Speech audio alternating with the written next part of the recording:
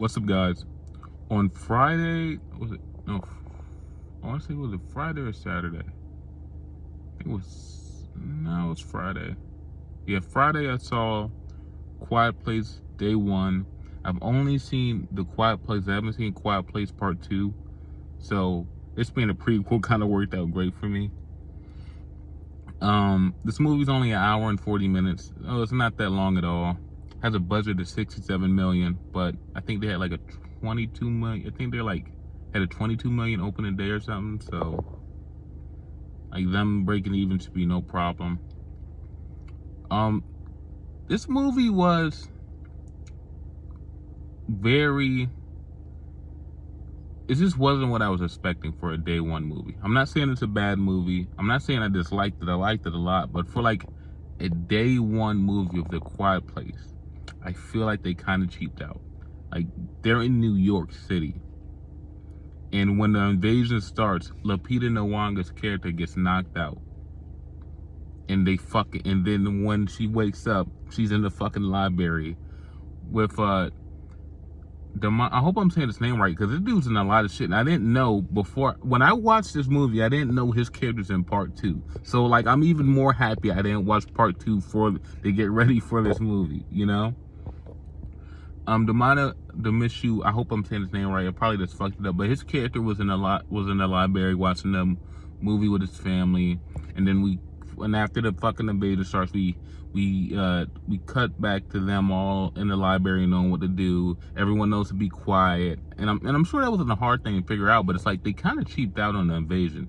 In a day one movie, that's kind of a fucked up thing to do. When this is Quiet Place Day 1, I want to see more carnage. I want to see more wreckage. I want to see fucking New York getting destroyed, and I want to see these fucking monsters going crazy, killing everybody. Like, I want to see them fucking tearing everybody up. You know what I mean? And I think they kind of fucked up. And I don't know if they mean to do this. I'm sure they want to make more A Quiet Place movies. And I'm saying this with only seeing one and only seeing this prequel. There's no way in fuck the modern military across the world wanted to pack these things up in 24 hours. They had to pack these motherfuckers up in 24 hours. If we know you can kill them with a shotgun, even if it's point blank, if we know you can kill them with a shotgun, they're gonna use fucking music. They're gonna put them in the corner and they're gonna bomb them. And they're gonna do that to all of them, all across the world. And then we know they can't swim. Come on, brother. We're gonna dog walk them. I think they kind of fucked up. Like, the monsters are I know they're fast, but I feel like you gotta really look here, and you gotta, like, I think they didn't book, like, if this was wrestling, they didn't book their monster to look strong. You know? They didn't book them to look that strong. And it's making the humans look weak to keep getting dog walked by them. You know what I mean? And some of the things that just happened in this movie, before I get into like Lupita Nyong'o's character and the dude from Stranger Things, his character in this movie, some of the way that, like, they'll be running, right? They'll be walking on dust, or they'll just be walking on dust, right? Or a whole group of people will be just walking. It's kind of like when it was raining earlier, when it was raining and you could, like, kind of talk because they couldn't hear you over all the rain. When all those people were walking towards the water, and you could start hearing the pitter patter of their feet, and it was making all this noise. That was not what set the aliens off. It was when someone hit someone with a briefcase. That's what brought all the aliens over there. And it's just kind of weird. But, like, think about then, like, that goes with what happens at the end of the movie. I'm gonna say it, like, later, but, like, think about that again in the end of the movie when you're trying to save the main character and there's all this noise going on, and this one little thing sets them off. Like, come on. It's like, that's what sets you off. But Lupita Nyong'o's character, she's in a home. She has a terminal illness. She's in a lot of pain. Her character just wants to go to Harlem to get some pizza. That's all her character wants to do. And that might sound a little silly, but you gotta understand, the world might be ending, but this woman's world has been ending for a long time, and she knows it's gonna end. And I feel like to have a character like that, To follow a character like that, especially in a day one movie, is really, really fucking smart. Because while the world may be ending, this woman's world has ended a long time ago. Truthfully. This woman's world ended a whole lot long ago. Like a long time ago. So it's like, you know? And she has a little cat. She has the most well-behaved cat in the history of cats.